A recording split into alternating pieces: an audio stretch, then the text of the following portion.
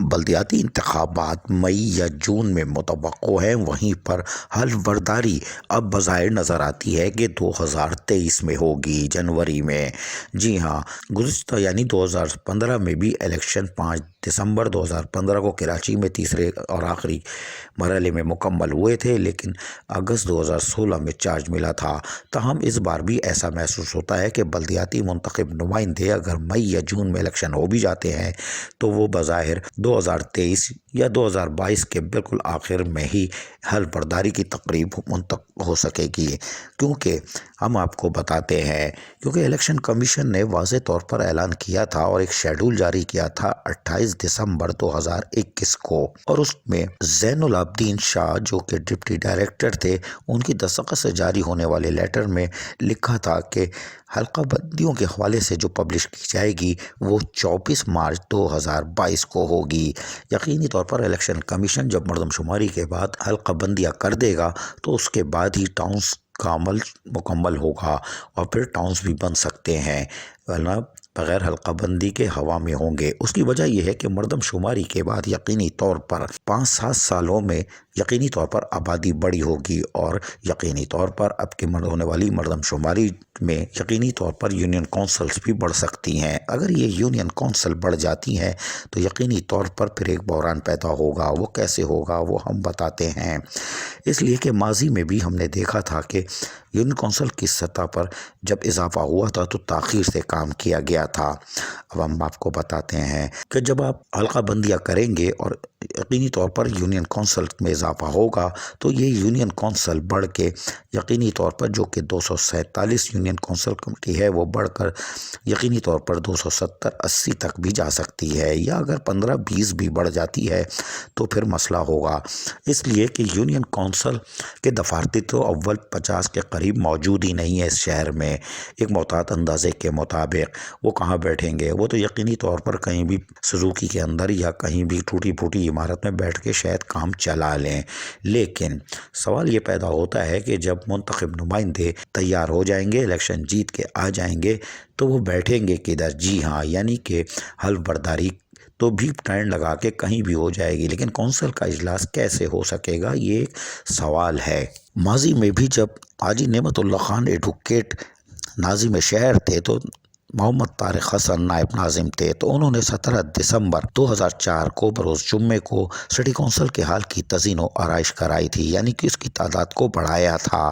اس کے بعد یہ معاملہ چلتا رہا، لیکن پھر 2016 میں آنے والے منتخب نمائندوں پر بھی بحران کھڑا ہو گیا کہ منتخب نمائندے کہاں بیٹھیں گے۔ تاخیر سے پھر کاموں کا آغاز کیا گیا اور پھر طے کیا گیا کہ اس کے لیے باقاعدہ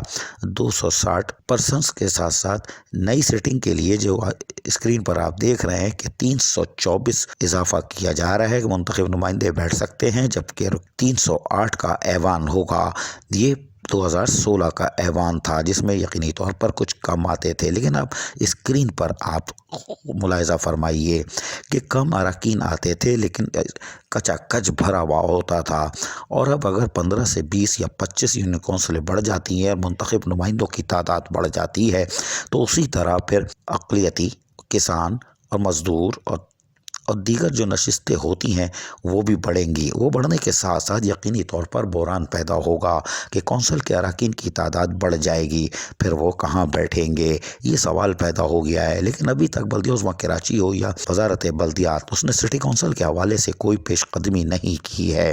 اور جب یہ 2016 والا معاملہ آیا تو اس وقت کے وزیر بلدیات جام خان شورو نے تزئین و آرائش کے کاموں کا آغاز کیا تھا، اور 15 اگست 2016 اور پیر کے دن وہ KMC آئے تھے، اور KMC آنے کے بعد انہوں نے باقاعدہ ریبن کاٹ کر یعنی کہ پردہ کشائی کر کے تزئین و آرائش ہونے والے کونسل ہال کا افتتاح کیا تھا۔ پھر کونسل ہال میں جا کر پھر ریبن کاٹی تھی، جہاں پر انہوں نے کونسل ہال کی جو تزئین و آرائش ہوئی تھی اس کا بھی معائنہ کیا تھا۔ یقیناً وہ سوچ رہے ہوں گے کہ یہ بھی عارضی ہے، بعد میں کیا ہوگا، لیکن انہوں نے اپنے دورے کے دوران تسلی کا اور اطمینان کا اظہار کیا تھا، جبکہ وہ حیران کن طور پر اس وقت بتایا گیا تھا کہ صحافیوں کی تعداد کے مطابق 60 کے قریب صحافی آ سکتے ہیں، ان کے لیے بھی اضافہ کیا گیا ہے، حالانکہ وہ جو کا تو تھا۔ حیران کن طور پر اب फिर एक बार सिटी कौंसिल की इमारत छोटी दिखाई देती है। अगर ये छोटी होती है तो फिर कौंसिल का इजलास मुश्किल होगा। अभी से तामीर का अमल शुरू करेंगे तो फिर इसमें वक्त लगेगा, हल्फ बर्दारी ताख़ीर से होगी और यकीनी तौर पर कौंसिल का इजलास फिर 2022 के आखिर या 23 के शुरू में होगा, जिसके बाद उनकी मुद्दत भी कानून के मुताबिक जैसे बताया जा रहा है शुरू होगी।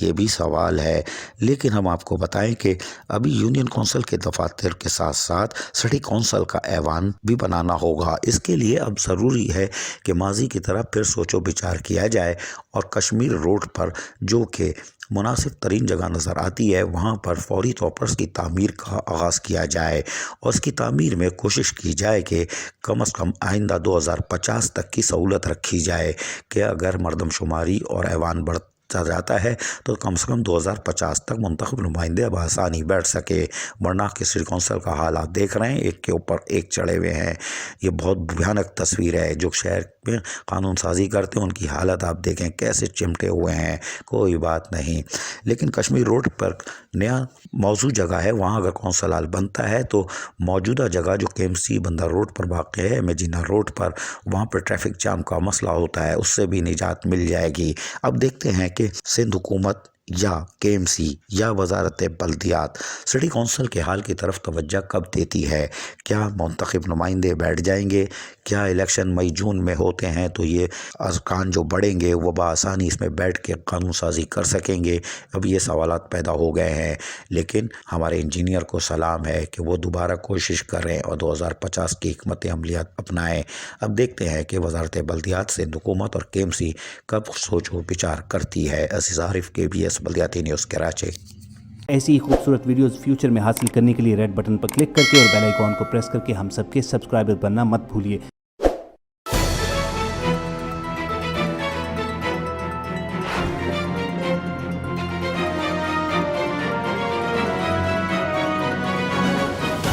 KBS बल्दियाती news.